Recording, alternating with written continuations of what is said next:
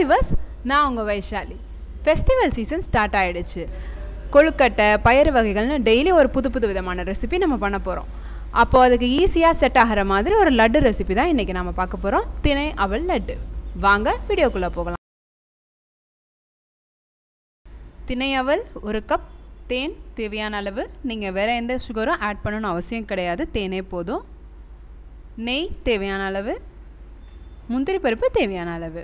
ஒரு கனமான பேன் எடுத்துக்கோங்க. அதில் நாம் எடுத்து வச்சுருக்கிற அவலை 2லேருந்து 3 நிமிஷம் பொன்னிறமாகிற வரைக்கும் வறுத்துக்கோங்க. அவல் வறுத்து எடுத்ததும் அதை ஒரு பிளேட்டில் போட்டு ஆற வச்சுக்கோங்க. இப்போ ஒரு பவுல் எடுத்துக்கோங்க. அதில் நம்ம ஆற வச்ச அவலை பொடி பண்ணி எடுத்துக்கோங்க.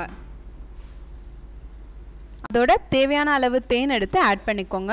ஒரு அடிகனமான பாத்திரத்தில் கொஞ்சமாக நெய் ஊற்றி முந்திரி பருப்பை பொரிச்சு எடுத்துக்கோங்க. இப்போது தேனும் மாவையும் நல்லா ஒரு தடவை கிளறி விட்டுக்கலாம். அதோட பொரிச்சு வச்சுருக்கிற முந்திரி பருப்பு கொஞ்சம் நெய் ஆட் பண்ணிக்கோங்க. அவ்வளவுதான். இதை நல்லா கட்டி விழாத மாதிரி நல்லா கிண்டி விட்டுக்கோங்க. உங்கள் கையில் லைட்டாக நெய் தடவிட்டு சின்ன சின்ன உருண்டைகளாக இந்த மாவில் லட்டு செஞ்சு எடுத்துக்கோங்க. நார்மலாக திணை லட்டு செய்யணும் அப்படின்னா அதுக்கு திணை அரிசி வாங்கி கல் எல்லாம் எடுத்துட்டு அதுக்கப்புறம் அதை நீங்கள் ஊற வச்சு அதை காய வச்சு அதை பவுட்ரு பண்ணி தான் நீங்கள் யூஸ் பண்ண முடியும். ஆனால் திணை அவல் உங்களுக்கு அப்படி எதுவும் இல்லை. இந்த அவல் வச்சு நீங்கள் பாயாசம், உப்புமா இதெல்லாம் கூட பண்ணலாம் தாராளமாக.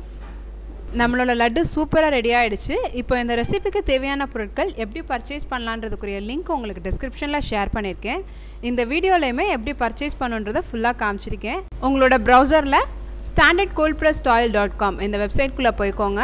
உங்களுக்கு தேவையான ப்ராடக்டை சர்ச் பாக்ஸில் கொடுத்தே நீங்கள் சர்ச் பண்ணி எடுத்துக்கலாம். நீங்கள் சென்னை இல்லைனா ஹைதராபாடாக இருந்தீங்க அப்படின்னா உங்களுக்கு நம்மளோட பிரான்ச்சஸே இருக்குது. நீங்கள் டைரெக்டாகவே போய் விசிட் பண்ணி பார்த்துக்கலாம்.